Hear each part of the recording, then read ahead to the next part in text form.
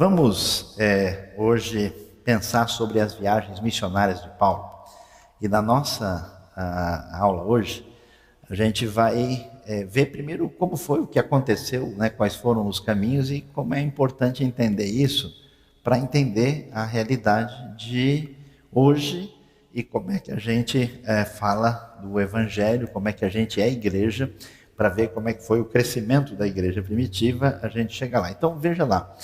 Paulo vai proclamar o Evangelho no ambiente do Império Romano.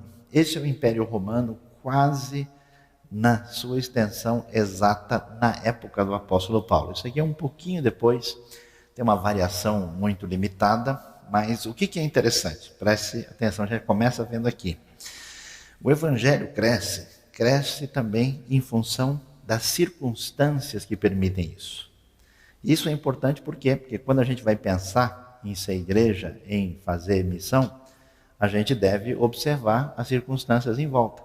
Que mundo é esse? É um mundo que não tem fronteiras. Todo lugar, nessa região norte da África, parte do Oriente Médio, maior parte da Europa, o sul todo da Europa e a parte da Europa Central, chegando até as Ilhas Britânicas, é Império Romano. Então você pode ir de uma parte a outra sem nenhum problema.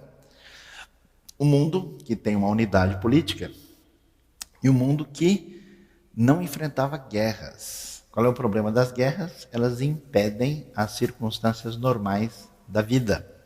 Então você tem estradas, muitas estradas de boa qualidade, comércio, você tem movimentação para toda parte, progresso, desenvolvimento econômico.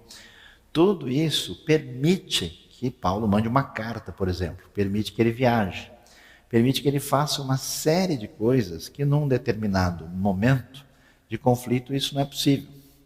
E você tem também uma espécie de unidade cultural nesse mundo greco-romano. Todo mundo fala grego. Grego é a língua comercial, é a língua do cotidiano.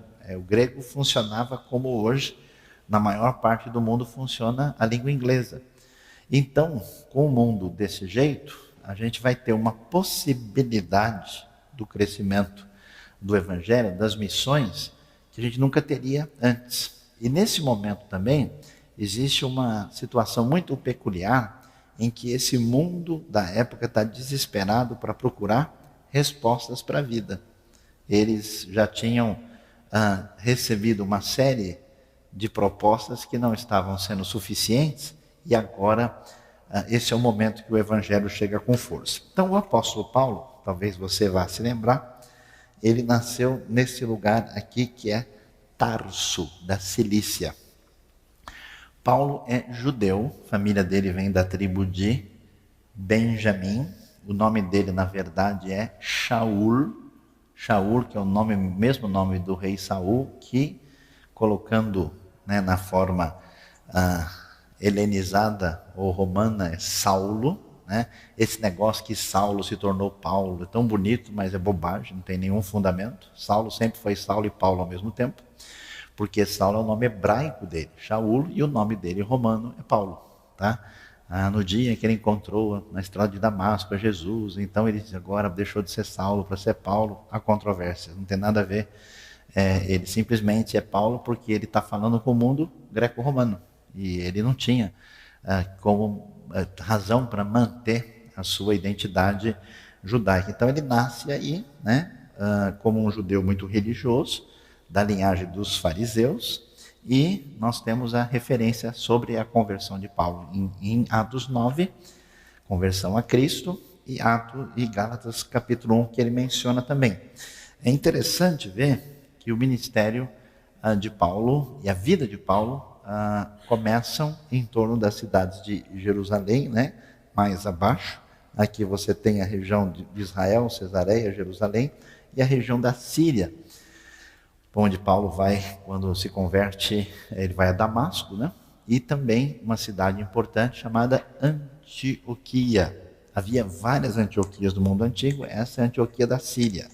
A cidade existe até hoje, ela é chamada de Antáquia, é o lugar onde vai se formar a primeira comunidade cristã que vai iniciar as primeiras viagens missionárias. Então, a gente sabe que Paulo vai se converter, os estudiosos discutem um pouquinho, entre os anos 32 e ano 35. Mais ou menos por aí, alguns sugerem 32, outros 34.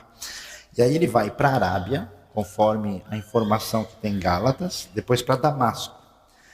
É possível que Paulo tenha ido a Jerusalém visitar Pedro logo no início, entre anos 35 e 38, conforme os relatos de Atos 9 e Gálatas 1:18. Depois, ele vai para as regiões da Cilícia e da Síria, onde ele fica cerca de 10 anos. É importante a gente ver isso, né? Paulo vai demorar mais ou menos, os estudiosos variam, porque existe uma menção de 14 anos, e a gente não sabe se os 3 anos mencionados no outro texto estão dentro ou estão fora. Então, pode ser que ele se converte em 32 e vai para a viagem missionária em 46. E pode ser que ele se converte em 35, mas pelo menos 10 anos Paulo demora para ser preparado para iniciar as suas viagens missionárias. O que isso ensina para a gente? Que toda pessoa pode fazer a obra de Deus com boa vontade e bom coração, mas preparo é fundamental. Paulo, por definição, era uma pessoa bem preparada. Por quê?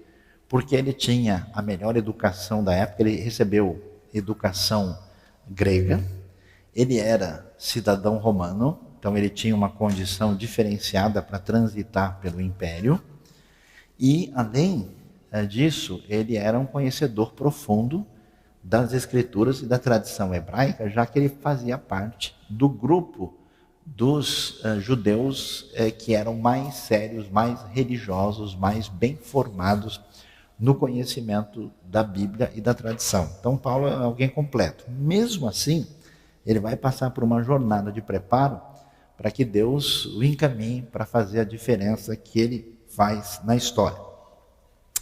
Ele volta a Jerusalém numa segunda ocasião, conforme Gálatas 2:1. Ele diz então, subi a Jerusalém, né? E aí, a partir depois dessa segunda ida a Jerusalém, que começam as viagens missionárias. A primeira viagem vai acontecer entre os anos 46 a 48, tá vendo? Acho que todo mundo se lembra, né? Você sabe que Jesus nasceu antes de Cristo, amém, irmãos? Já que o Natal está começando agora, né, nesses dias, porque existe um problema de erro de calendário. A data mais aceita é que o nascimento de Jesus é em torno do ano 4 a.C., no mesmo ano aí da morte do Herodes o Grande. Jesus teria nascido um pouco antes. Herodes o Grande é o Herodes que tenta matar os bebês, conforme o relato de Mateus. E Jesus, então, nascendo aí no ano 4, deve morrer no ano 30, né? Já que Jesus morre na época da Páscoa, né?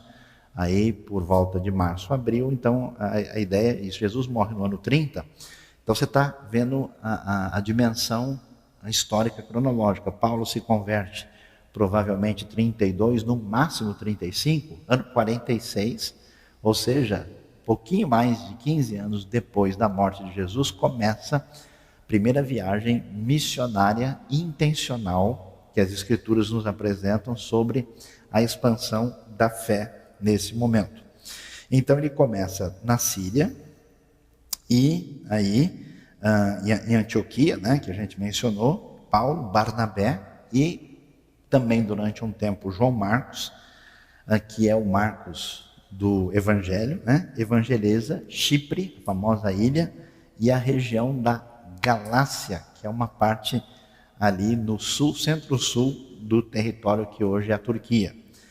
Essa viagem vai causar o chamado Concílio de Jerusalém, que é uma reunião importante no ano 49, que discute a relação entre os crentes judeus e gentios, conforme a informação que nós temos em Atos capítulo 15. Então você vai aqui dar uma olhada no nosso mapa, né? Aqueles que têm mais fé vão enxergar mais, aqueles que têm menos fé enxergam um pouco, né? Na verdade está aqui, né? Aqui está Jerusalém, Cesareia, aqui é Antioquia, que é a Antioquia da Síria. É a primeira igreja predominantemente gentílica. Lembre-se que todos os discípulos de Jesus inicialmente são judeus. Jesus e os discípulos nunca pensaram em fundar uma religião. Eles anunciam o quê? O cumprimento daquilo que estava prometido nas Escrituras. O que acontece? Uma parte expressiva dos judeus, especialmente a liderança religiosa maior, rejeita e não aceita. Mas os discípulos e outros que acreditam, creem em Jerusalém, lembra no começo de Atos, convertem 3.000, 5.000, eles são seguidores de Jesus.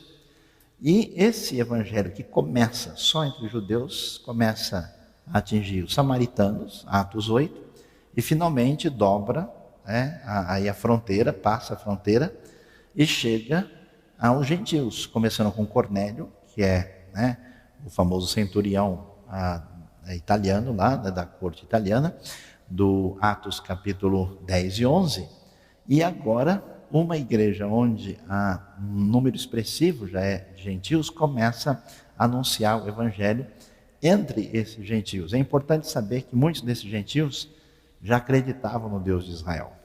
Quem acreditava no Deus de Israel e seguia ele mais ou menos de longe era chamado de prosélito, é o que era convertido, que já tinha se tornado membro do judaísmo. E quem não era o quê?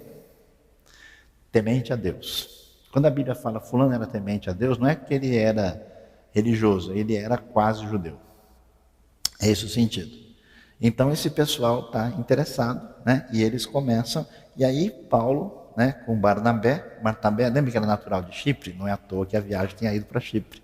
Barnabé, não, eu conheço lá, pode deixar, esquenta não, eu mostro o caminho, Então o pessoal vai para Chipre, vão passar em Pafos, Salamina, aqui tem a história famosa do procônsul Sérgio Paulo. Depois eles vão para essa região, que é a região que vai ser chamada de Galácia, e vai para Listra, Icônio e Derbe, que é assim em cima, essas cidades, e evangeliza essa área e volta num período de apenas 2 anos. Que cidades são visitadas na primeira viagem? Salamina, Pafos, Perge, Antioquia da Pisídia, é uma outra Antioquia. Eles saem de Antioquia e passam em outra, que fica na região que a gente viu no mapa. Icônio, Listra, Derbe e Atália. Essas são as cidades visitadas. O que a gente vai descobrir? A gente vai descobrir que além do momento ser apropriado, das condições serem adequadas, quando a gente faz missão hoje, a gente precisa avaliar da mesma maneira. Se a pessoa vai colher a fruta na estação errada, ele pega folha, espinho e escorpião para morder o dedo dele. Se ele vai na estação certa, então precisa observar bem isso. O momento é adequado, é a hora de balançar a goiabeira, porque vai cair goiaba madura. Mas também, Paulo, o que ele faz? Pergunto para vocês, agora é minha vez de perguntar. Por que é que Paulo leva gente com ele? Qual é a razão de levar Barnabé, levar João Marcos? Por que que isso faz sentido? Quais são as razões?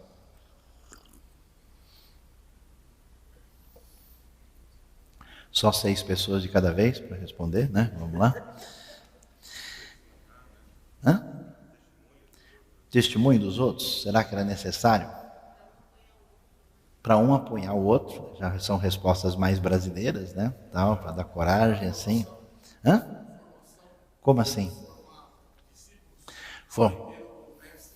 Formar discípulos, aprendendo com o mestre, isso é uma coisa boa. A ideia de equipe é fundamental, a ideia de crescimento, mas principalmente levar a palavra. Todos vocês respondem respostas bem crentes.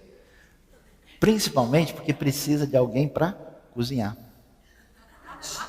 Precisa de alguém para fazer as coisas práticas. Já reparou que às vezes a pessoa quer fazer um negócio e não pensa no lado prático?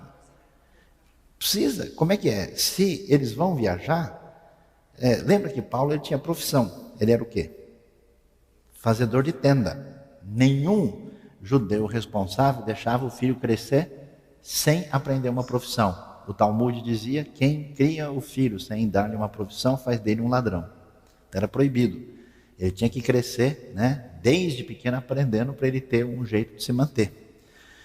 Então Paulo tinha, na hora de fazer as coisas, quem cozinha, quem prepara as coisas, quem arruma a tenda, quem faz isso, quem faz aquilo. Então, era um apoio logístico para que as coisas funcionassem, senão não tinha a razão de ser, de levar uma pessoa para ter simplesmente custo a mais, as passagens eram pagas, a viagem era cara, a viagem era difícil.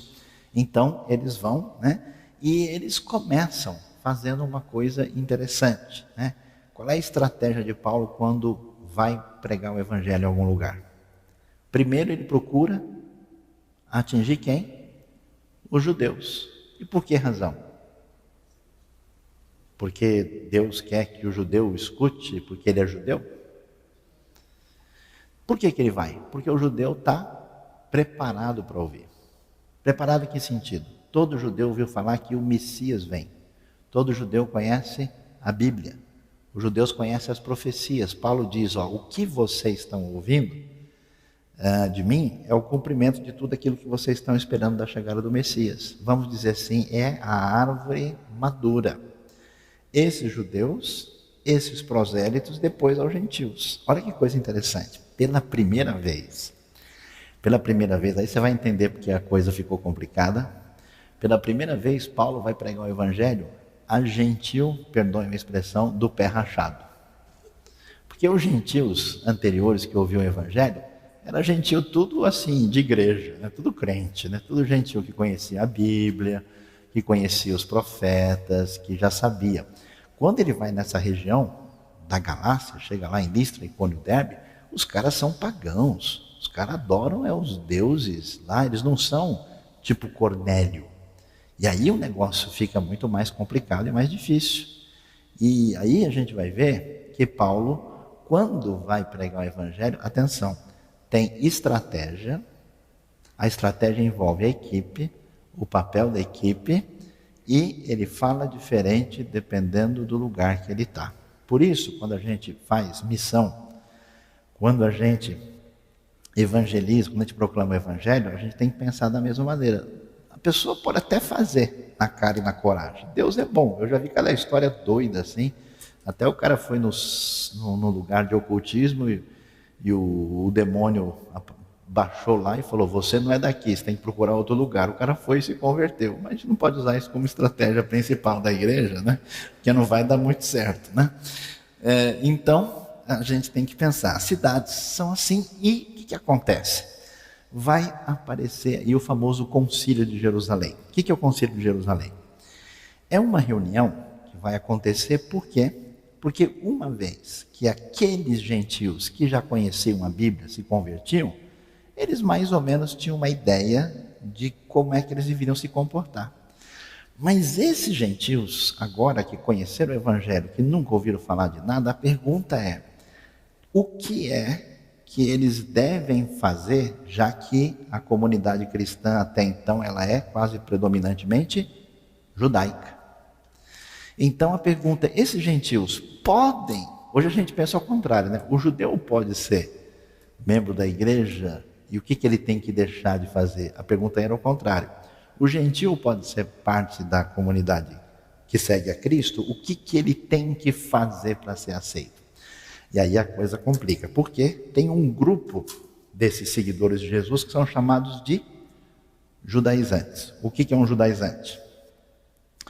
Um judaizante é um judeu, geralmente fariseu convertido, que dizia o seguinte, o cara só pode seguir a Jesus se ele virar judeu antes. Não pode ir direto. Esse negócio de pegar atalho, né? Tem que seguir o caminho que a gente segue. Então, eles queriam que o cara fizesse o quê? Circuncisão. Queria que ele respeitasse uma série de leis cerimoniais, peculiares do judaísmo, para que eles fossem aceitos na comunidade da fé. E nesse sentido entra não só o apóstolo Paulo, mas os apóstolos, e aí que a gente vai ter que perceber que a igreja tem que ter o quê? Doutrina e organização. Quando a coisa complicou, eles foram se reunir com a liderança da igreja em Jerusalém.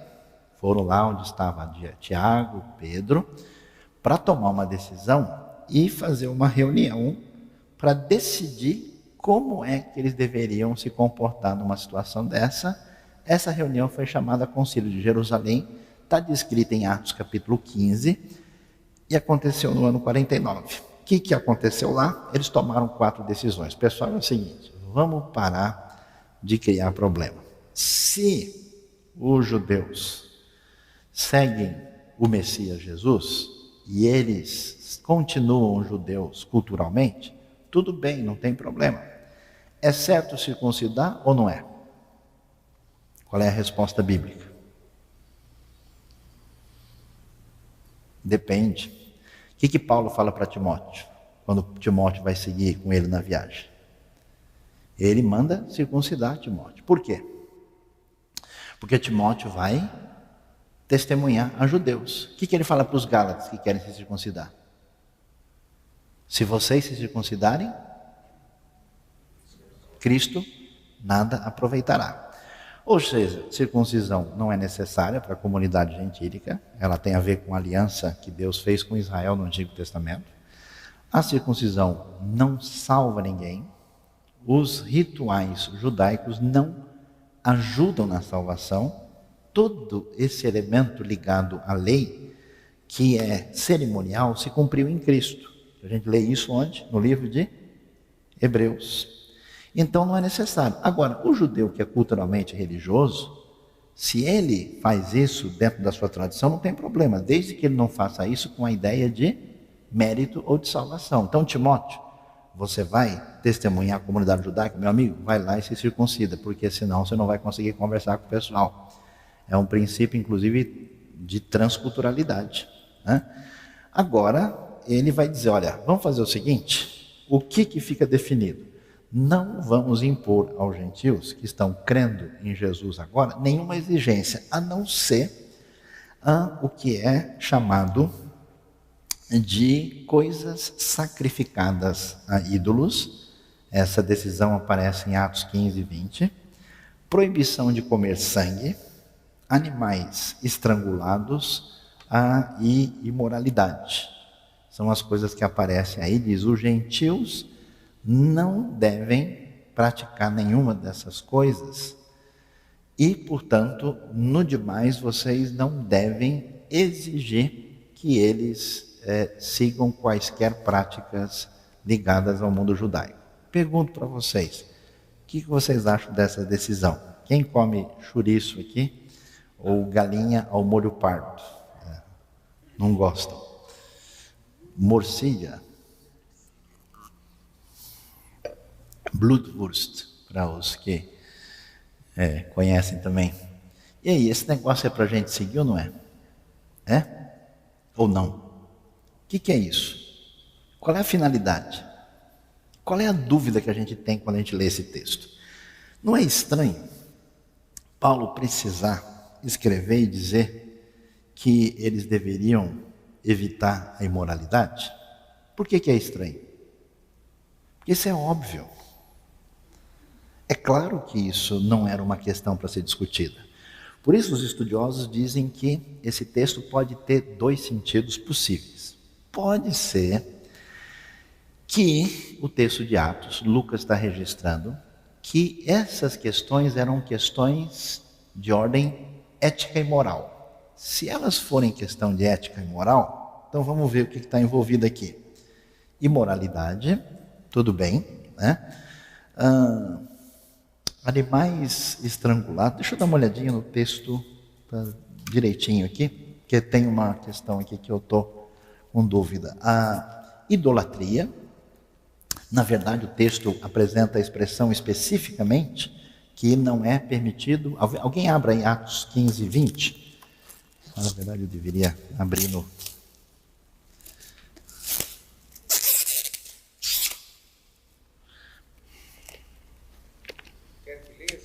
Sim, pode ser. Lê alto para todo mundo aí, para a gente acompanhar junto.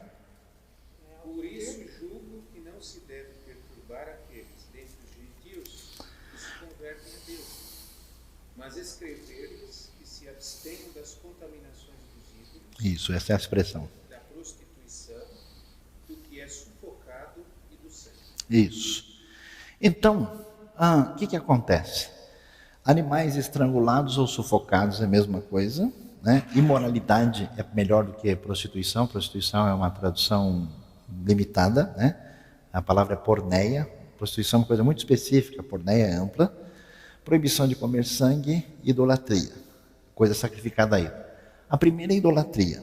Imoralidade, ok. Proibição de sangue, sabe o que os estudiosos disseram? Pode ser que seja uma crítica, na verdade, a assassinato. Porque a palavra sangue é usado, lembra que o Salmo fala do homem sanguinário? Pode ser proibição do sangue referindo a isso. Mas o problema é animais estrangulados, animais sufocados. Isso não dá para ser um mandamento moral. Se não for mandamento moral, ético, teológico, qual seria a outra opção? Bom dia, pessoal. Tudo bem aí? Religioso cerimonial. Então a pergunta é, se for religioso cerimonial, qual era a função dessas orientações? A função era fazer com que a comunidade gentílica e judaica vivesse em paz. Se o judeu não quer comer animal sufocado, porque ele entende que isso é importante, tudo bem, não tem problema, não coma.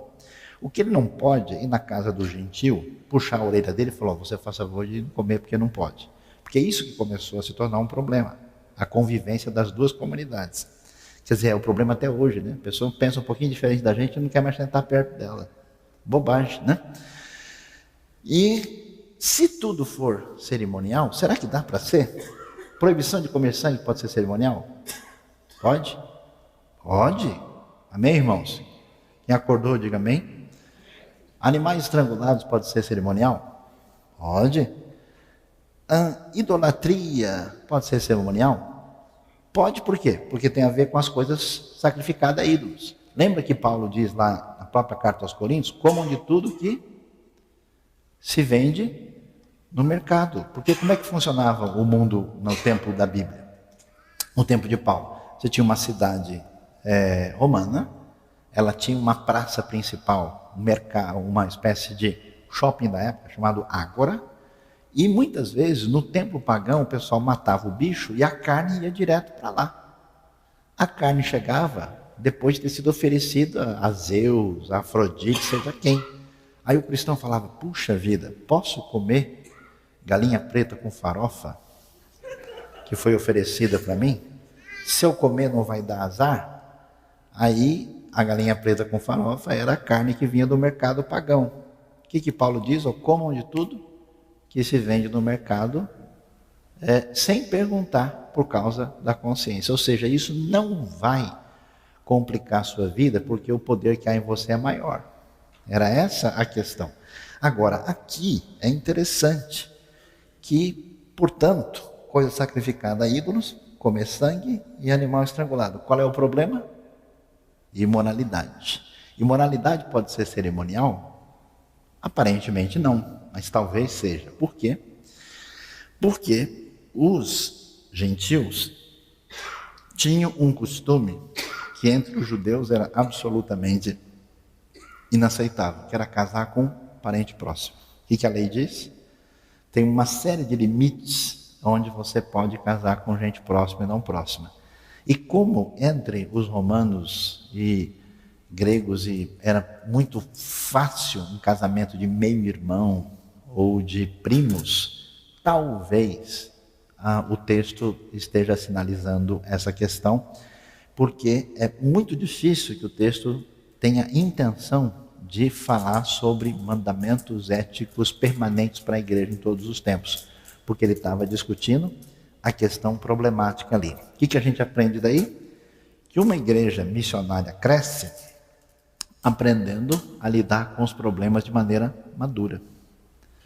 Surgiu o problema? Surgiu. É fácil botar um pagão para conviver do lado de um fariseu e os dois serem irmãos? Complicadíssimo. O que a gente faz? Dá uma faca para cada um e sair de perto? Não. Cria uma maneira em que eles tenham uma convivência adequada e pacífica. E nós vamos descobrir isso, né? Essa primeira viagem interessante, ela é relativamente rápida. Eles vão alcançar o procônsul Sérgio Paulo, né? A gente vai ver que pessoas-chave importantes são alcançadas logo no início. O procônsul Sérgio Paulo em Chipre é o primeiro governador, líder romano importante alcançado pelo Evangelho, Paulo volta e eles chegam de volta em Antioquia, eles vão para Jerusalém para o concílio e logo em seguida vão para a segunda viagem missionária. Está um pouquinho difícil de acompanhar, mas você pode ver, tá vendo? Antioquia aqui, aí eles saem, passam de novo, só que em vez de ir para Chipre agora, porque surgiu o problema na equipe. Qual foi o problema na equipe? Paulo foi com Barnabé e João Marcos. João Marcos, no meio do caminho, saiu fora, porque a igreja primitiva era feita de gente normal, comum. Ah, pastor, não entendo como é que pode a igreja ter gente crente que tem problema. Você nunca leu a Bíblia, esse é o seu problema.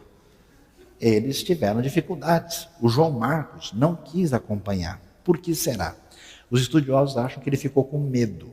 Por quê? Porque nessa região aqui, os estudiosos dizem que era uma região cheia de malária, que era um lugar barra pesada. E ele falou, eu vou lá para dar um abraço na dengue local, estou fora, né? Então ele não queria ficar dengoso, né? Então ele escapou e não foi. Outros acham que talvez tenha mais sentido, é que o João Marcos pensou o seguinte, olha, falar com Cornélio, falar com esses gentios assim, que a gente conhece, tudo bem, mas no meio daquela galera barra pesada, estou fora. Você está maluco? Eu vou lá no meio desses caras. Lá não tem um pessoal que conhece a Bíblia. Ali o negócio é o interiorzão do nada, né? E que ele achou que ia dar problema, confusão com a igreja de Jerusalém, e falou, nesse aí eu estou fora. E aí ele se afastou e não quis acompanhar a equipe. Então, nesse momento, a coisa, né?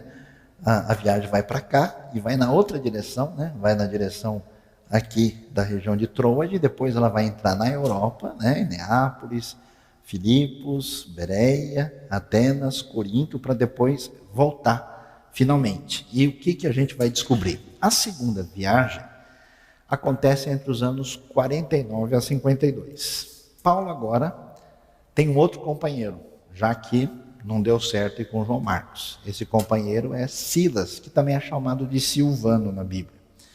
O que Paulo vai fazer? Ele vai, qual é a intenção da segunda viagem? Voltar para acompanhar as primeiras igrejas. A ideia principal era fortalecer, que é uma outra coisa que a gente tem que aprender, né? A gente não faz isso? Não, o cara aceitou Jesus, ufa, tranquilo, agora deixa, solta ele aí que está tudo resolvido, né? Bom, a gente já foi lá, já fez o nosso trabalho, então agora, não, agora precisa de um acompanhamento, agora precisa de uma continuidade de trabalho. Então, ele vai passar por várias cidades da região ali da antiga Galácia, que hoje é território da Turquia, vai para o norte da Grécia, que era chamado de Macedônia, passando por Filipos, Tessalônica e Bereia, para o sul, Corinto e Atenas, e depois ele vai prosseguir. As cidades de Filipos e Corinto, onde Paulo vai ficar mais tempo, olha, primeira viagem, ano 46 a 48. Ano 49, começa a segunda depois do Concílio de Jerusalém. De 49 a 52 são 3 anos. Dos 3 anos ele fica quanto em Corinto? 1 ano e meio. Cidade principal é a cidade de Corinto, e você que está pensando coisa errada não tem nada a ver com futebol, tá? Como a gente mencionou, Paulo e Barnabé se separam, né? Porque o Barnabé, o que aconteceu? Ele é primo do João Marcos, então virou confusão de família. Já viu isso em alguma igreja? Não, novidade, né? E então, o que acontece? O Barnabé quer levar o João Marcos. Aliás, eles eram de Chipre, levar o primo dele. Aí o Paulo falou, João Marcos não, o cara é maluco, ele saiu fora no meio da viagem, abandonou a gente no meio do caminho. E aí eles não conseguem chegar a um consenso, gente com dificuldades como todo mundo, e Paulo e Barnabé então acabam se separando. E olha que a coisa é séria, porque o Barnabé, quem era o Barnabé? Amigão de Paulo. Quem foi o Barnabé? O discipulador de Paulo. Quando o Paulo se converte, né, e chega no meio da comunidade, o pessoal, esse cara aí mata crente, que se converteu nada, né? A gente, né, que isso, né? Esse negócio aí, vamos ver se é assim. Quem tem a coragem de dar cara para bater, para defender Paulo, quem é? É o Barnabé. Barnabé segura. Agora, eles não se entendem. Bem-vindos ao mundo real. Interessantíssimo. Então Paulo e Silas vão, né, nessa segunda viagem. Silas era uma pessoa bem, vamos dizer, recomendada, né? Ele é um dos 2 homens enviados de Jerusalém com a carta sobre a circuncisão, né? Não tinha e-mail, não dava para mandar para o zap do pessoal lá da região da Galácia, não tinha como postar no Face local, né? Então eles mandaram a carta, e Silas é um dos 2 enviados, era um profeta de Deus e que tinha ficado em Antioquia. E aí a gente vê o caminho, que está um pouquinho mais claro, tá vendo? Eles saem, né? Saindo para quê? E passando o caminho na região, né, do que era chamado Frígia, nessa segunda viagem, prossegue, e aí um elemento interessantíssimo. Como é que essa igreja primitiva cresce? Ela tem estratégia, ela tem equipe, ela conhece o cenário, ela tem o ambiente favorável. Você sabe que coisa interessante? Eu estava lendo esses dias sobre o crescimento da igreja evangélica no Japão. Aí eles disseram o seguinte, que depois da guerra, houve uma situação tal no Japão, que a nação se abriu para ouvir o evangelho. E houve uma certa evangelização. E quase todas as igrejas que cresceram e que têm impacto no Japão até hoje, cresceram exatamente nesses 7, 10 primeiros anos do final da guerra em diante. Depois fechou de novo. Por isso, uma igreja, um povo de Deus sábio, precisa escutar o sopro do Espírito. Onde é que Deus está abrindo o caminho? As coisas não acontecem. O que a Bíblia vai dizer? Tem estratégia, tem a pessoa preparada certa, tem o momento adequado, tem o lugar, mas tem a direção do Espírito. O que Paulo quer fazer? Ele quer pregar o Evangelho na Ásia Menor. O que a Bíblia diz? O Espírito de Jesus impediu. O Espírito de Jesus impediu? Como assim? O apóstolo está na viagem missionária, o Espírito de Jesus diz, não, aqui não. Por quê? Porque não é o momento. Aí, Paulo quer ir para outra região. Ele quer chegar e ir para a região da Bitínia, mais ao norte, onde parece que mais tarde Pedro vai ter impacto lá.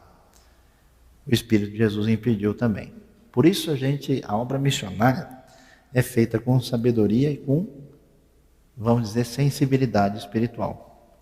Interessante. Enquanto ele queria ir para um lado para o outro, surgiu o quê? O homem da Macedônia. Ele tem a visão que aparece dizendo, passa, venha para a Macedônia e ajude-nos. E ele vai para a Macedônia, que é na parte norte da Grécia, né? Na verdade, ele vai chegar em Neápolis e vai para a cidade de Filipos nessa segunda viagem. E aí é interessante, né? Porque parece que tudo caminha na direção de não dar muito certo. Você imagina a situação de Paulo. Por que Deus faz isso com a gente? Paulo quer ir para um lugar, Deus diz não. Quer ir para o outro, Deus diz também não. Aí ele sente a direção de Deus, tem a visão e vai para a Macedônia. O que você esperaria que acontecesse na Macedônia? Que desse tudo certo. E o que deu? Chega na cidade, acho que Paulo já ficou estranhando. Porque ele falou, escuta, onde é que é a sinagoga aqui? O pessoal diz, como? Sina o quê? Não tem alguma... Você conhece algum Jacó aqui? Conhece o senhor Isaac? Como? Não tem nenhum. Né? Não tem nenhum... Né? Não tem nenhum lojinha aqui perto, né? Não tem comunidade judaica. Aí ele vai lá e descobre, não tem um pessoal aí que fica na beira do rio. Por que Paulo vai parar na beira do rio? Quem acerta essa? Por que no rio é lugar de oração? É algum mística assim, ó, o rio é mais sagrado, né? Por que rio é lugar de oração? Por causa dos batismos. Mas não tem batismo ainda, o pessoal lá nem sabe que tem isso. Vamos lá, quem consegue, quem dá mais? Vamos lá, força. Porque a hora leva os pedidos. Quem dá mais? Quem sugere? Lavavam as roupas. Tá chegando perto, tem a ver com lavar. Mas não as roupas. Se purificavam nas águas. Quem se purificava nas águas? Os judeus, a lei. O sujeito tem algum problema no corpo, o que ele faz? Se lavará em água e ficará imundo até a tarde. Por que a gente batiza por imersão? Porque o batismo por imersão é uma continuação do banho ritual judaico, que os judeus faziam na mikveh, quando não tinha uma água corrente, por exemplo. Então, se ele quisesse encontrar alguém que conhecia a história dos profetas, ele ia no lugar onde é que o pessoal está se lavando. O que aconteceu na Europa? Um monte de gente morreu porque não se lavava. Aí o judeu não morria por quê? Porque ele se lavava. Amém, irmãos? Quem foi abençoado, levante a mão. Aí, interessante, ele vai lá e contra quem? Mulheres. Por que mulheres? Por que se encontra mulheres no rio? Porque elas se lavavam? Não. Porque elas tinham necessidade de purificação em função das circunstâncias biológicas mensais. Que mais? Porque não tem homem. Simples. Por que não tem sinagoga? Porque não tem homem suficiente. Para ter uma sinagoga precisa de 10 líderes, pais de família. Para ter uma sinagoga não tem. 10 pais de família. Precisa ter o que é chamado de minyan, o número. Não tem. Como não tem, então tem as mulheres, e elas estão no rio, porque elas se purificam, ou elas são judias, ou elas são prosélitas, ou elas são tementes a Deus. Lembra de alguém que é temente a Deus aqui? Lídia. Lídia é uma imigrante. Ela vem da região da Lídia. E ela é comerciante de tecido caro, importado, importante, que tem lá. Paulo então vai lá, vai encontrar com Lídia e vai enfrentar o problema da moça endemoniada e processo. Então ele não tem comunidade para ouvir sobre o Messias aqui. Ele vai encontrar um grupo limitado de mulheres. A pessoa mais importante nem judia não é. E antes disso tem uma confusão que ele se envolve com essa mulher possessa por um espírito mau e vai parar na cadeia. O que Paulo deveria pensar? Puxa, peguei o caminho errado. Eu acho que na hora de dar seta eu errei. Entrei na outra direção, não era por aqui. Ou seja, Deus permite que muitas coisas não caminhem do jeito que a gente deseja, para a gente aprender a depender de Deus. E entender certas coisas. Às vezes tem obra de Deus que floresce e que demora, chega no tempo certo, passa por dificuldades, passa por circunstâncias. Paulo vai parar na prisão em Filipos e finalmente encontra a Lídia, e é um dos lugares assim muito bonitos que é preservado na Grécia até hoje, que é o rio onde Lídia é batizada, que é a primeira cristã da Europa. Primeira pessoa. E é interessante por ser uma mulher. E isso é importante na teologia de Lucas. Lucas valoriza todo mundo que os outros desprezam.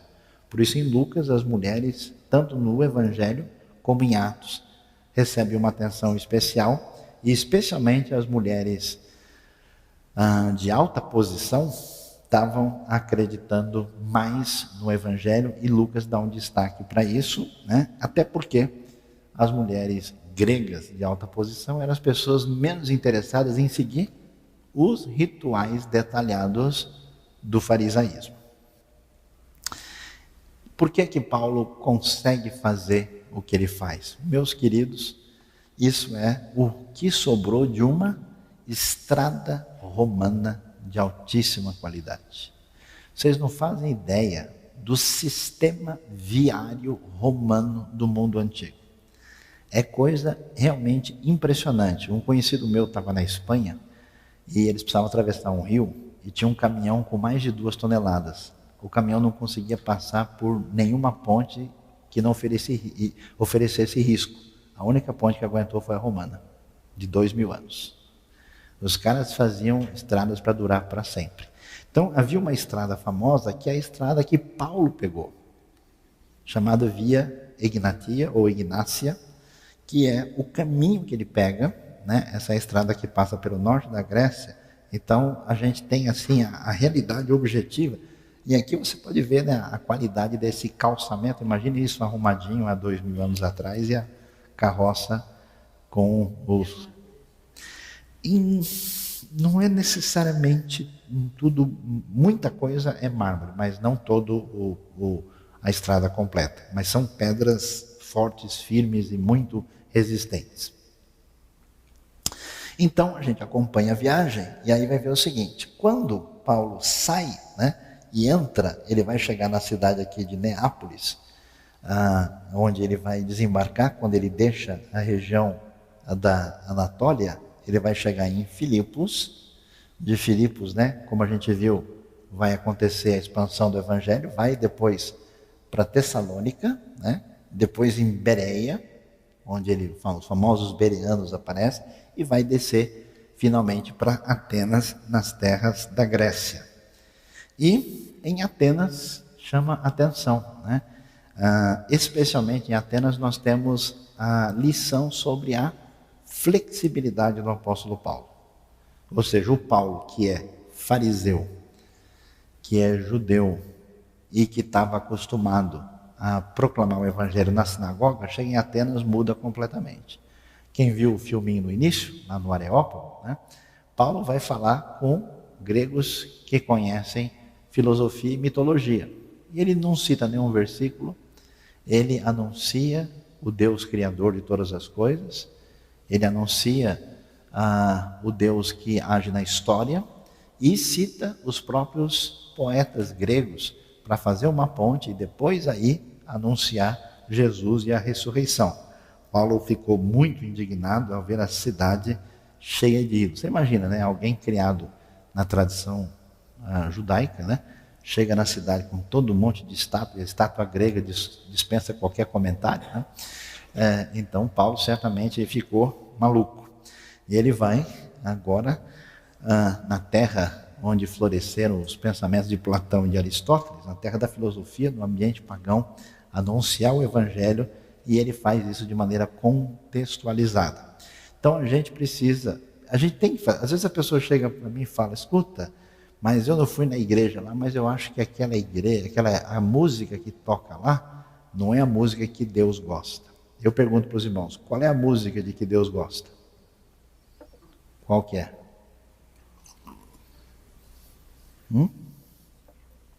É simples. Qual que é? É a música de que eu gosto. Claro. Você acha que Deus vai discordar de mim? Então todo mundo sabe que a música de que Deus gosta é a que eu prefiro. Então, na verdade, quando as pessoas fazem prevalecer o seu gosto musical, no fundo ele está colocando em Deus aquilo que é a sua preferência. Eu acho que Deus gosta de uma coisa mais animada, mais viva. Não, eu acho que Deus gosta de uma coisa séria, assim, compenetrada, né? Não, eu acho que Deus gosta mesmo de uma coisa assim, do poder. Não, Deus gosta de uma coisa assim, de meditação. É a pessoa que escolhe. O que é interessante é que nas coisas fundamentais a gente não pode abrir mão. Nas coisas secundárias tem que fazer o quê? Abrir mão de tudo. Porque tudo isso é secundário. E Paulo vai mostrar isso. Quando ele vai falar com os atenienses, ele tem uma flexibilidade total. E a gente precisa, né? Eu conheço gente que é tão crentão, travado, que não consegue nem conversar com uma pessoa para estabelecer um contato e depois de uma relação de amizade e confiança falar do evangelho, né? Quando você tem um contato bom com a pessoa, o bom é quando a pessoa vem pedir para você falar do evangelho para ela. Quando você começa a forçar e a pessoa faz cara de quem está chupando limão, é que o negócio não está caminhando muito bem. Paulo chega a Corinto durante a segunda viagem missionária e vai ficar com Priscila e Áquila, que faziam tenda, eram companheiros de profissão. Ele começa pregando aos judeus na sinagoga, mas lá, né, aliás, acharam os restos da sinagoga de Corinto. E ele começa e ele volta-se para os pagãos e para os quais ele prega durante um ano e meio. É o tempo maior. O que a gente vai ter? Olha que coisa surpreendente. Mais uma coisa especial para a gente ver. Deus diz para Paulo: porque tenho muita gente nessa cidade. Qual é o pior lugar do mundo para o Paulo ir? Corinto. Amém, irmãos? Nem os palmeirenses não disseram amém? Que isso? Por que Corinto é o pior lugar? Prostituição pesada. Tinha um templo famoso de Afrodite, onde cerca de 1000 prostitutas cultuais atendiam as pessoas, porque eles achavam o seguinte: que quando a prostituta cultual estava tomada por um espírito de uma divindade ou coisa parecida, quem tivesse contato com ela entrava em contato com o sagrado. Não era só uma questão de prostituição, era uma maneira da pessoa ter um contato espiritual diferenciado. Olha só que coisa complicada. Que mais? Era uma cidade de comércio intenso, onde não parava ninguém. Então era uma loucura, uma cidade voltada para todo esse tipo de vida instável, né? E marcada pelo comércio pesado, com muitos escravos. E é uma cidade devastada em todos os sentidos e totalmente pagã. Então, qual que seria a expectativa? Você acha que nesse lugar vai prosperar a mensagem do Evangelho? Não vai. Onde a gente acharia que o Evangelho ia dar certo? Em Jerusalém. Por quê? Porque lá em Jerusalém todo mundo conhece a Bíblia. Não em Atenas, porque em Atenas as pessoas são inteligentes, eles são estudados, eles vão fazer perguntas. E onde é que o Evangelho vai explodir, crescer? Em Corinto. E aí é surpresa, porque a gente tem que tomar cuidado com isso, né? A gente julga e não sabe das coisas. É exatamente no lugar onde menos a gente espera é que Deus faz a coisa mais bonita. E logo em Corinto, Deus diz para Paulo, fica tranquilo. Eu acho que Paulo deve ter perguntado umas 3 vezes, é aqui mesmo? Senhor, deixa eu conferir no CEP, no GPS, não tem outra Corinto? Né? Tenho muita gente nessa cidade, muita gente para mandar fogo, né? Corinto chegou a ter cerca de 500 mil habitantes, 2/3 são escravos, olha que mundo louco. Uma cidade corrompida, viver a coríntia, ou corintizar, aplicava-se tanto a prostituição como a embriaguez. Tanto é que você vê que a igreja de Corinto, o pessoal tomava a ceia do Senhor e não achava a porta da igreja, né? Porque o pessoal tomava todas as ceias do Senhor possíveis. E o pessoal ainda diz que o vinho naquele tempo não tinha álcool, né? Como é que os coríntios se embriagavam, foi difícil, né? Aí você vai entender por quê. Corinto tinha isso aqui, ó, era um pequeno istmo, que hoje foi transformado num canal, né, que separava 2 mares. Então, os navios faziam o seguinte, eles vinham aqui, descarregavam a carga, rolava e saía do outro lado, senão tinha que dar uma volta monstruosa. Por causa dessa condição geográfica específica, a cidade era um centro comercial importante. Então, o Evangelho vai atingir um lugar que também, com muita possibilidade, o Evangelho se espalha por toda parte. De Corinto, Paulo vai, né, prosseguir, vai para Éfeso, já que ele já desceu, chega aqui a Éfeso, e Éfeso é um outro lugar extraordinário, importante, uma cidade central, apesar que nessa segunda viagem a passagem de Paulo é rápida por lá. Esse aí é o resto da terceira biblioteca mais importante do mundo antigo, chamada Biblioteca de Celso. Isso. Ele vai para lá e de Éfeso ele corre imediatamente, né, ele não gasta muito tempo, e vai para Jerusalém, terminando a segunda viagem missionária. Olha por onde ele passou: Antioquia da Síria, Tarso, Derbe, Listra e Icônio, cidades da primeira viagem. Antioquia da Pisídia também, depois Troade, onde ele teve a visão. Troade é pertinho, sabe de onde?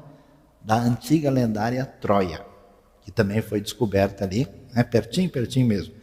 Aí Neápolis, que é a primeira cidade da Europa que ele chega, ainda tem o porto lá de São Paulo, chamado Filipos, Anfípolis, a Polônia, Tessalônica, onde ele prega e alguns se convertem, Bereia, os bereanos que são assim sinceros para checar, para ver se as coisas são assim mesmo, Atenas, Corinto, aí o porto pertinho de Corinto chama Cencreia, onde havia Febe, que servia a igreja, conforme o testemunho de Romanos 16, Éfeso, Cesareia e Jerusalém. Meus queridos, vocês não fazem ideia como isso era complicado, difícil, demorado e caro para fazer naquele tempo. Aí ele vai para a terceira viagem. Terceira viagem, a gente vai ver no caminho, é mais ou menos uma repetição da segunda em termos de caminho. Ela vai ser feita do ano 52, provavelmente final de ano. Paulo chegou, nem fez as malas direito, né? Ele já... O interessante é isso, o mundo quase todo da época, o mundo mais importante, vai ser tremendamente evangelizado em apenas quanto tempo? Quando começou a primeira viagem? Quanto? Do ano 46 até? Dá quanto tempo? 12 anos, contando o ano 46. 12 anos é o tempo. O que mostra para a gente? A urgência. Você não fica imaginando, eu vou fazendo um pouquinho aqui. Não, a gente tem condição de mudar a realidade numa década. No tempo que Deus coloca na nossa vida. Por isso, a gente não fica imaginando que a coisa demorou 300, 400 anos para ser espalhada. Ela se espalhou com força logo no início. Então, a gente vai ver, né? Na verdade, Paulo, na terceira viagem, ele vai gastar o maior tempo em Éfeso, já vou mostrar isso. Ele depois se despede da igreja lá, vai para Jerusalém, fica perante o Sinédrio, Félix, Festo e Agripa e para Roma no final de Atos. O tempo maior em Éfeso, eu vou a prisão dele na terceira viagem e fazer no final. O que acontece na terceira viagem? Entre Atos 18 e Atos 20, finalzinho, pouco é descrito da terceira viagem. A base do trabalho de Paulo nessa viagem é Éfeso, onde ele vive por 3 anos. Atenção, 12 anos de viagem. Quanto tempo em Corinto? Quanto tempo em Éfeso? 3 anos. O que significa isso? Maior parte do tempo gasto nos lugares específicos e mais estratégicos. Não era feito de qualquer jeito. Paulo, cansei, vou ficar por aqui mesmo. Será que tem algum hotel? Não. Ele ficava no lugar certo. Aí, ele, em Éfeso, escolhe um lugar que foi uma escola. Paulo nunca tinha feito isso. Não tinha feito por quê? Porque não precisou. O que Paulo aprendeu? Onde é que a gente adora a Deus? No templo. Onde é que a gente dá aula e ensina as pessoas? Na sinagoga. O que a gente vai fazer em Éfeso? Não dá para fazer nenhum nem outro. O que a gente faz? O que a gente nunca fez. O que a gente nunca fez? É fazer numa escola de um cara chamado Tirano. Então vai tirando lição do aprendizado e saiba, com Paulo, ele começa, e a Bíblia diz que ele evangeliza gente de todo o mundo. Em Éfeso ele escreve a carta aos Coríntios, as 2 cartas. No final da terceira viagem, Paulo vai para Jerusalém por ocasião da Páscoa. Daí ele é preso, acusado pelos líderes religiosos do templo por ter levado Trófimo ao templo. Depois de ficar 2 anos preso em Cesareia, ele apela para César e é levado para Roma. Olha só o texto, presta atenção que a gente jamais imaginaria isso. Dá uma olhada em Atos 18, 23. Depois de passar algum tempo em Antioquia, Paulo partiu dali e viajou por toda a região da Galácia, da Frígia, fortalecendo todos os discípulos. Isso é o início da terceira viagem, só que aparece no meio. Você lê Atos 18, 21, isso nem percebe. No 23, depois de passar um tempo ali, ele pega e ele está em Antioquia. Qual Antioquia? Síria ou Pisídia? Síria, de onde sai a viagem. Paulo atravessa toda a região da Galácia e Frígia, ou seja, quase o espaço completo do mapa da Turquia que você vê. Então, em meio versículo, tem um tempo grande, uma transição. Começa a terceira viagem, ele anda metade do caminho da viagem toda, a gente nem percebe. Aí, ele prossegue, enquanto Apolo estava em Corinto, Paulo atravessando as regiões altas, tem a ver com os lugares de altitude maior, chegou a Éfeso, ali encontrou alguns discípulos. E ele fica em Éfeso, toda a concentração da terceira viagem vai ser em Éfeso. Quando chega 1 capítulo e meio para baixo, por isso vigiem. Por quê? Quando Paulo está voltando no final da terceira viagem, ele chama a liderança da igreja de Éfeso. Por quê? Porque a igreja do Novo Testamento, diferente das nossas igrejas, não tinha um pastor único. Sempre tinha um grupo de liderança que era uma espécie de presbitério. Então ele chama os presbíteros da igreja. Liderança sempre é compartilhada, porque uma pessoa sozinha sempre vai fazer bobagem. Essa liderança junto é chamada para ele para encontrar com ele na praia. Amém, irmãos? Quem sentiu aí abençoado, levante a mão. Eles vão para a praia de Mileto, que é pertinho de Éfeso. E lá em Mileto, Paulo chora, fala, eu sei que os lobos vão chegar para detonar o rebanho, mas olha, eu já estou avisando vocês. E aí eles choram porque nunca mais vão encontrar Paulo. E ele então sai. E aí a gente tem informação, né? Porque o nosso querido Lucas é preciso. Vigie, lembre-se de que durante 3 anos, aqui ó, a informação, jamais cessei de advertir cada um de vocês nisso, noite e dia, com lágrimas. E ele se despede que ele quer correr, chegar em Jerusalém na Páscoa, e ele vai. E Éfeso é uma outra cidade colossal. Então veja bem, Paulo faz o seu trabalho a partir de comportamentos estratégicos poderosos e multiplicadores. Se Paulo estivesse aqui hoje, estava investindo na internet. Estava usando o Instagram, né? Paulo's Viagens, né? Missões aos gentios, né? Paulo, ele fazia o que era mais adequado do seu tempo. Ele fica um tempão em Corinto e a sintonia da direção do Espírito tem a ver com a estratégia. Por isso, preste atenção. Não se faz a obra missionária, evangelística, de plantação de igreja, viagem nenhuma, de missões, sem planejar direito e de maneira estratégica. Ah, não, eu fiz de bom coração. Bom coração, quem gosta é o cardiologista. Faça de bom preparo e atendimento. Ele fica mais de 3 anos em Éfeso, é a terceira maior cidade do Império. Éfeso chegou de ter de 250 a 300 mil habitantes. O teatro de Éfeso cabia 25 mil pessoas. Você tem ideia do tamanho do negócio?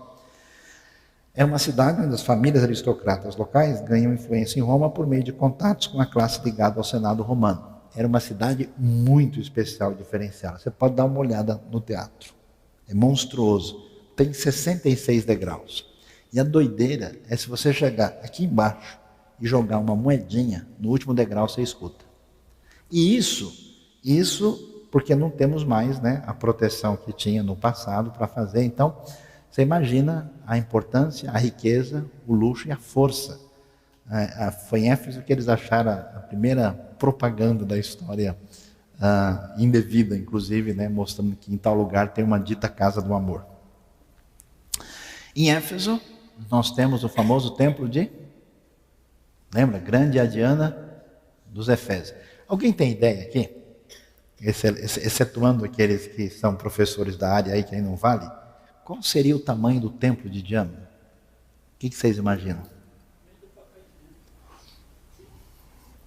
Pelo menos de uma área do Pacaembu. Sabe quantas colunas tinham? 127. Sabe a altura da coluna? 20 metros. Isso era um centro de exploração religiosa que qualquer santuário de hoje ficaria devendo. O pessoal fazia miniatura para vender. Já viu miniatura de templo em algum lugar? Pois é, a ideia é antiga, né? E imagina Paulo chega lá, começa a proclamar, pregar o evangelho e interfere o quê? Nos negócios do pessoal. Eles ficam doidos com isso. Porque o evangelho chega libertando as pessoas, destruindo os negócios escusos e trazendo as pessoas para um grau de dignidade diferente. Ou seja, as missões que Deus nos dá no Evangelho, elas não só respondem às perguntas espirituais, elas transformam a vida das pessoas no sentido social, político e financeiro. No mundo onde escravidão e maldade predominam. Paulo, então, depois desse grande ministério em Éfeso, na terceira viagem, no final aí, ele vai para Jerusalém. Olha lá o que diz o texto. Paulo tinha decidido não aportar em Éfeso para não se demorar na província da Ásia, pois estava com pressa de chegar a Jerusalém, se possível, antes do dia de Pentecostes. Quando é que é o Pentecostes? São 6 pessoas de cada vez, vamos lá? Quando mais ou menos cai o dia do Pentecostes? Pentecostes é depois da Páscoa, pessoal. O que é Pentecostes? Pentecoste. 50 dias. Geralmente cai no mês de maio. Paulo, então, está correndo. Ele está na época da primavera, é uma época boa para viajar, tranquila. E ele corre para Jerusalém e vai chegar em Cesareia. Cesareia é o quê? A capital romana na terra de Israel. E ele vai ficar preso. Lembra do Festo, do Félix, do rei Agripa, Berenice, que vão visitar Paulo? Essa estrutura que vocês veem ao fundo aqui é o resto do antigo palácio de Herodes, onde Paulo ficou preso. Ficou nessa prisão aí. O pessoal tentou matá-lo, né? Estava planejando isso. Ele foi acusado de levar um gentil para dentro do templo, que não era verdade. Paulo, ele continuou judeu no sentido de respeitar as tradições, nunca concordou, depois de convertido, com a teologia farisaica, porque ela não tem fundamento, não se baseia nem no Antigo Testamento, muito menos na mensagem de Jesus. Paulo então bate de frente com esse tipo de mentalidade, ele é acusado indevidamente, é levado para lá e fica preso 2 anos. Sabe o que aconteceu nesse período? Interessante. É muito possível que aí, o nosso amigo Lucas, que está com ele nessas viagens, Lucas entrou na segunda viagem. Você pode confirmar isso lendo Atos 16, 9 e 10, quando ele fala nós. Lucas passa um tempo, e aí o que ele vai fazer? Pesquisa. Será que Maria está por aí? Vou conversar com ela. Como é que foi aquela história mesmo? Tem algum cristão aí mais antigo? Porque Lucas fala o quê? Que ele fez uma pesquisa detalhada para ver se as coisas eram assim mesmo. E por que ele escreveu Lucas e Atos? Para mostrar para os romanos e para todos que não só o Evangelho era a palavra divina, a revelação de Jesus, mas para mostrar que o cristianismo não era uma força problemática e ameaçadora para Roma e que eles deixassem a nova fé em paz. Era uma apologética política. E aí, olha só a terceira viagem: Antioquia, Tarso, Derbe, Listra, Icônio, Antioquia da Pisídia, Laodiceia, Éfeso, Pérgamo, Troade, Neápolis, Filipos, Tessalônica, Bereia, Atenas, Corinto, Assos, Mitilene, é o caminho de barco, né? Navio Mileto, Pátara, Tiro, Cesareia, até Jerusalém. Finalmente, a gente termina a informação sobre as viagens de Paulo no livro de Atos. Mas a gente sabe que Paulo tem mais uma viagem.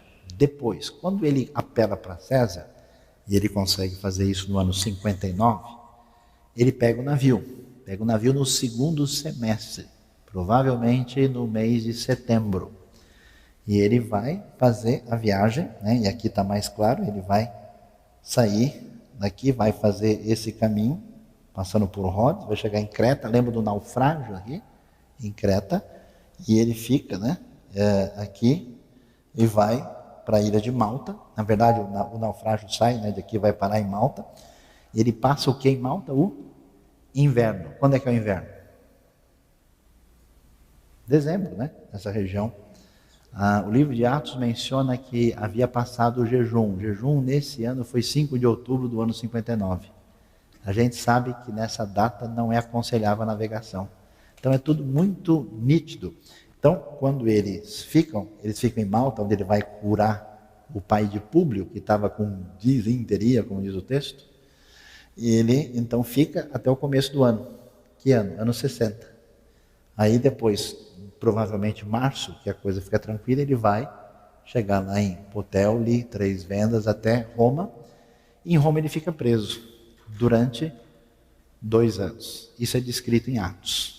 E termina o livro de Atos no ano 62. Em Roma, ele escreve a carta aos Colossenses, aos Efésios, a Filemon e talvez Filipenses. Pode ser que Filipenses tenha sido escrita em Cesareia antes dele viajar.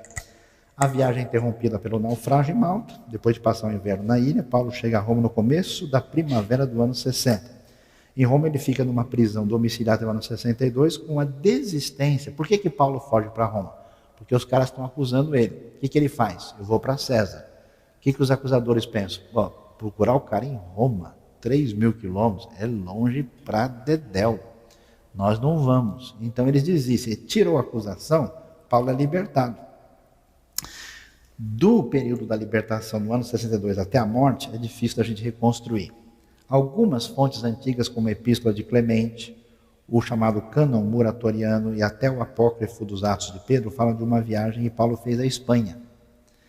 Além disso, as epístolas pastorais sugerem uma intensa atividade paulina nesse período. Sobre a autoria das cartas paulinas, não há dúvida de que ele é autor de Gálatas, Tessalonicenses, Coríntios, Romanos, Efésios, Filipenses, Colossenses e Filemon. E aí, finalmente, Roma, né, onde Paulo fica preso e vai sair no ano 62. E o que acontece? Do período da saída de Roma, a gente tem possivelmente 5 anos. Existe uma sugestão de que Paulo fez ainda uma última viagem. Nessa viagem ele teria passado pela região chamada Adramítio, que seria perto de onde hoje é a Croácia. Que ele teria ido para a Espanha, que ele teria ido finalmente a Creta, que ele não conhecia por causa das referências que estão onde? 1ª, 2ª Timóteo e Tito. A partir dessas referências, sugere-se que Paulo então tenha passado, por Roma, Espanha, Creta, Mileto, Colosso, Éfeso, Filipe, Nicópolis, que ficava nessa região aí perto de onde é a Croácia hoje, Roma, e o seu martírio teria acontecido provavelmente no ano 67. E os estudos recentes na igreja de São Paulo em Roma, que foi feito há 1 ano e meio, 2 atrás, um exame de DNA, sugere que os restos mortais que estão lá há séculos é de um homem de perfil semítico, judaico, compatível com Paulo. Então pode ser que seja dele mesmo, mas não dá para ter certeza absoluta. Talvez daqui a alguns anos a gente pergunta lá com ele lá em cima e está tudo resolvido. Amém?